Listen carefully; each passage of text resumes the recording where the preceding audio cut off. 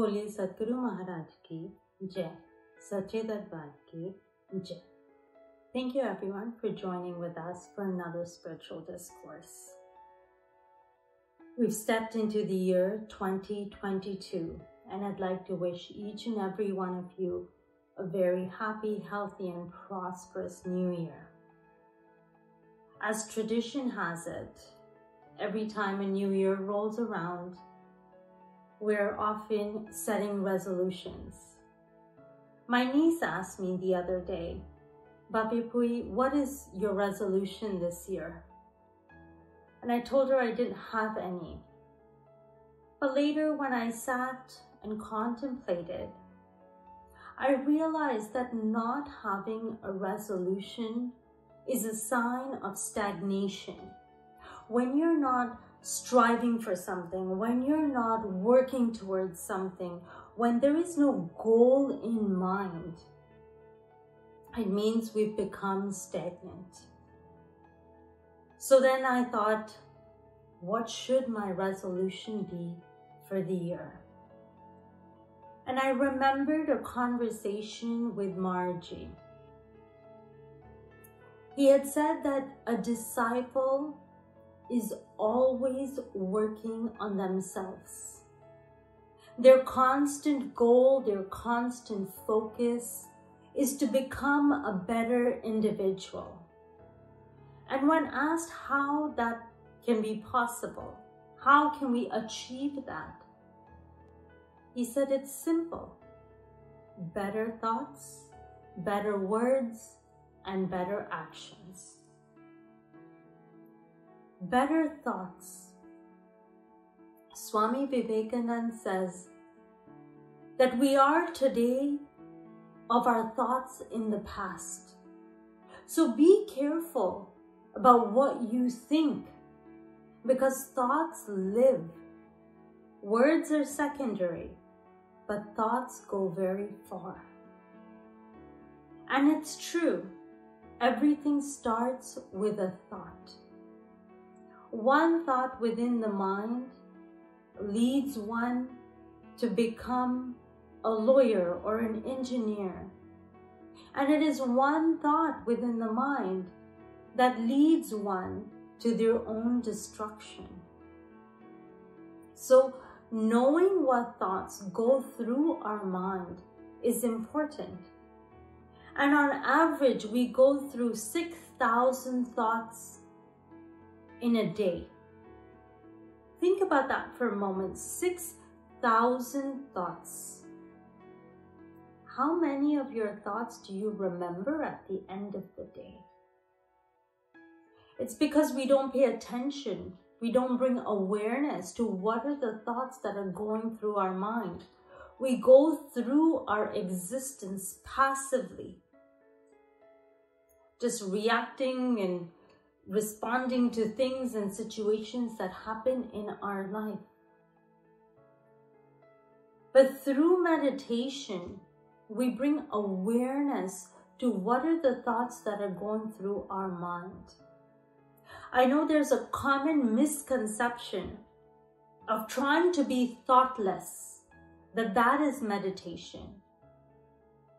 But that is not the truth. I am thoughtless is also a thought. And not having any thoughts is like becoming a dead person. So the goal of meditation is not to become thoughtless, but to become aware of the thoughts that are passing through our mind. And then through the power of discrimination, through wisdom, through viveka, we decide what are the thoughts that I want to act upon and what are the thoughts that I just want them to pass by. Swami Vivekanand says, when there is no thought, there is no work. Nothing happens. So he says, fill your brain with high thoughts, with thoughts that have great ideals. Fill it day and night, and you will see that the outcome will be great work. And Shri Ashutosh Maharaj was referring to exactly that. When he said, better your thoughts, is that choose those thoughts that are noble, that are not selfish, that are not self-centered, but those thoughts that are tied to the greater good, those thoughts that are tied to the betterment of humanity. Fill your mind with those thoughts, and then the outcome will be great. The outcome will benefit all of humanity. Better words. We've heard over the last little while how words hold such great importance.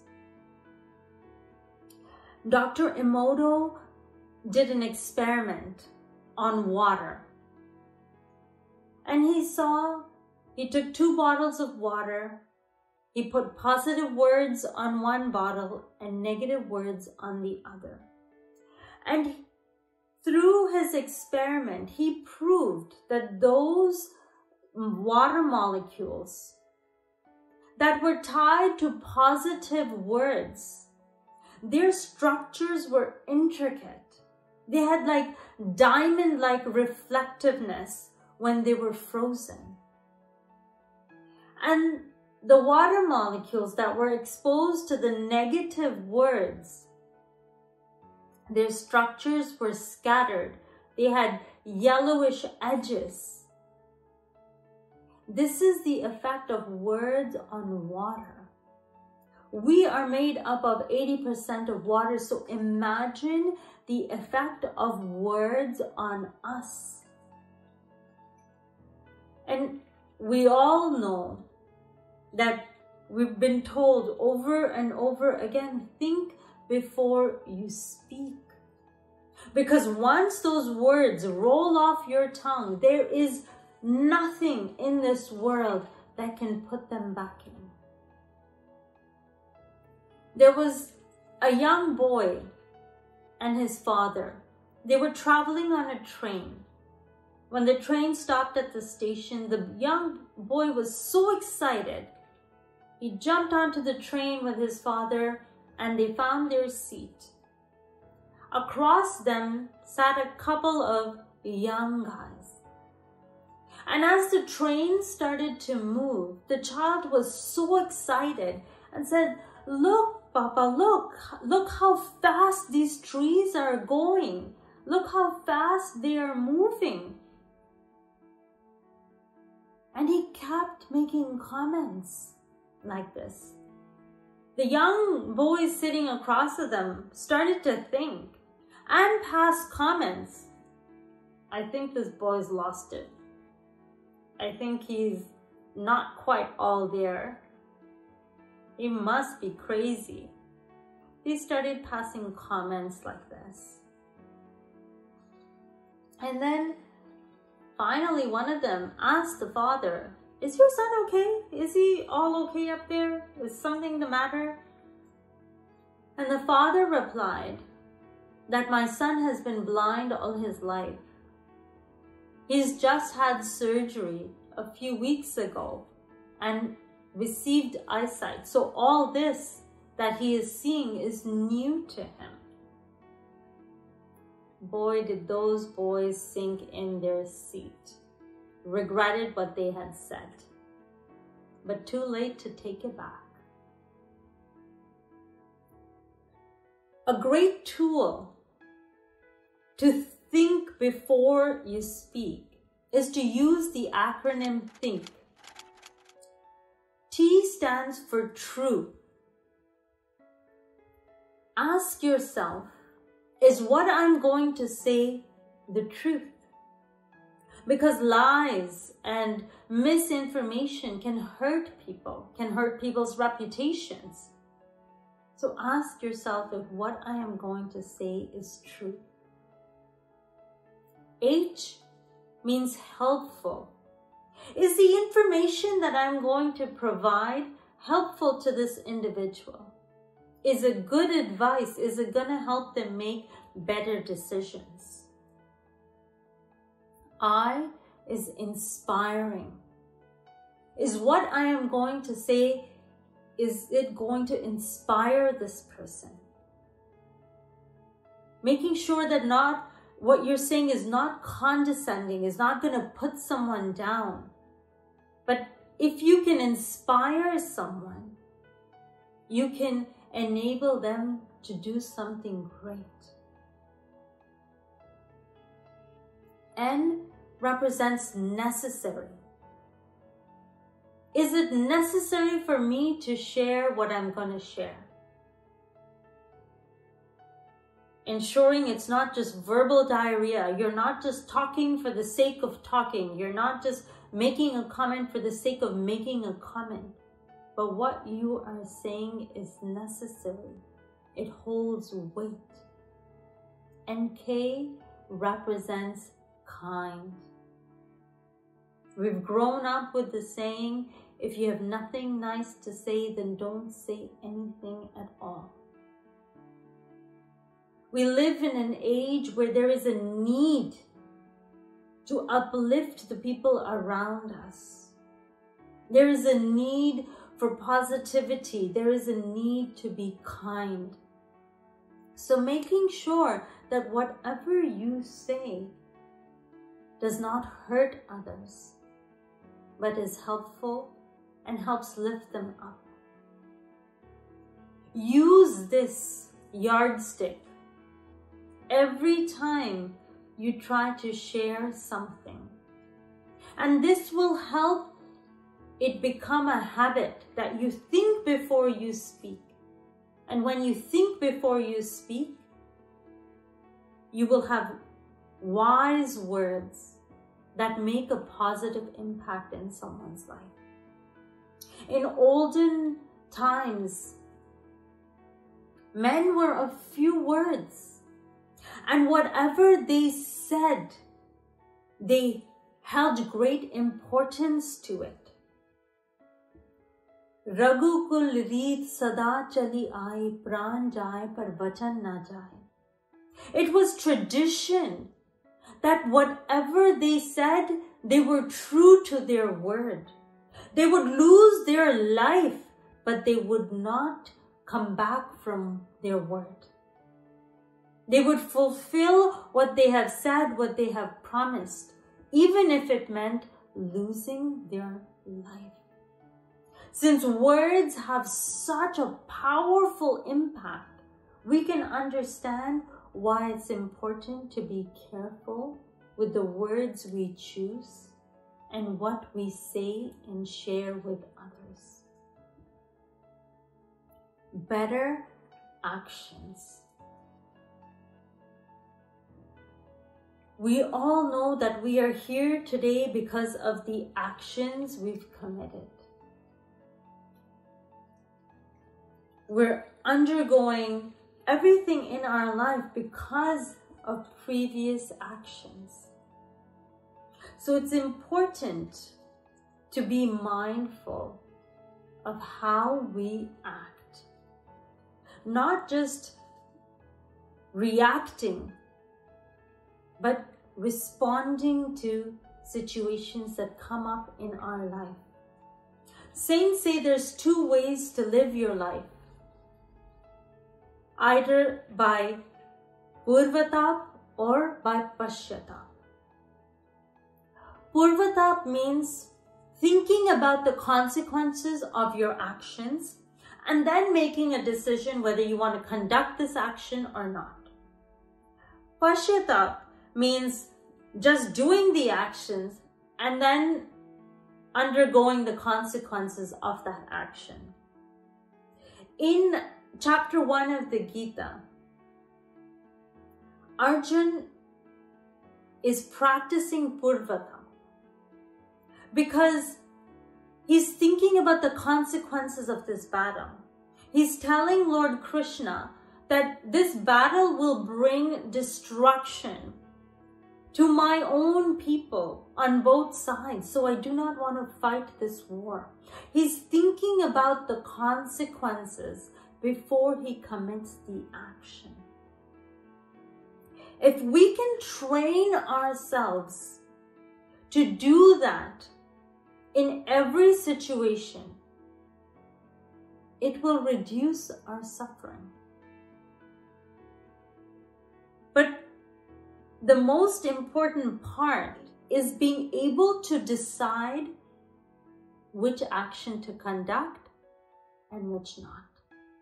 And here is where our viveka, that power of discrimination, is used. When we receive Brahmgyan, it awakens our third eye, which is the eye of wisdom.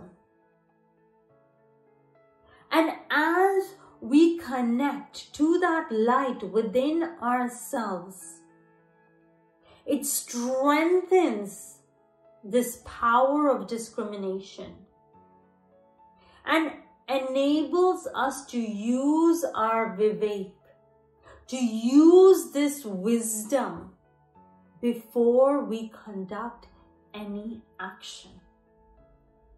When an action is conducted out of ignorance, out of attachment, it leads to suffering.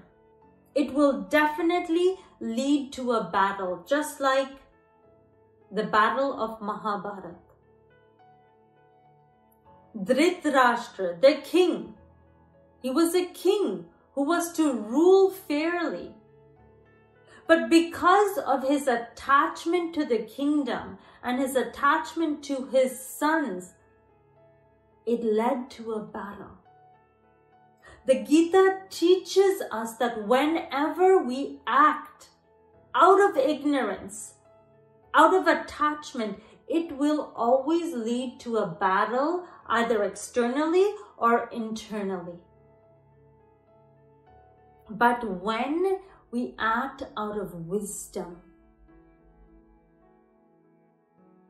then it will always bring fruitful result. It will always be an act that is beyond us. It will be a noble act because you will think about the consequences before you conduct it.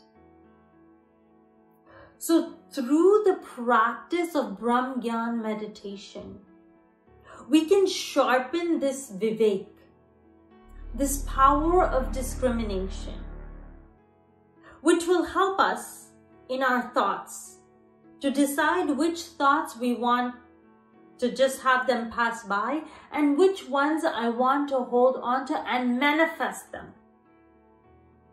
It is this power of discrimination that will help us think before we speak and will help us think before we act as well. So brothers and sisters, if you haven't created a New Year's resolution, I urge you to create a resolution for self-growth, to become a better individual this year than the past. Become a better person each day than the one that has just passed. Remember Shri Ashutosh Maharaj's words that a disciple doesn't sit idle. A disciple is constantly focused on how can I become a better person? How can I expand my consciousness? Become better in my thoughts, in my words, in my actions. In all aspects, how can I become a better individual? On that note, we'll conclude today's discourse. Thank you all for connecting with us today. Till next time, stay safe. God bless.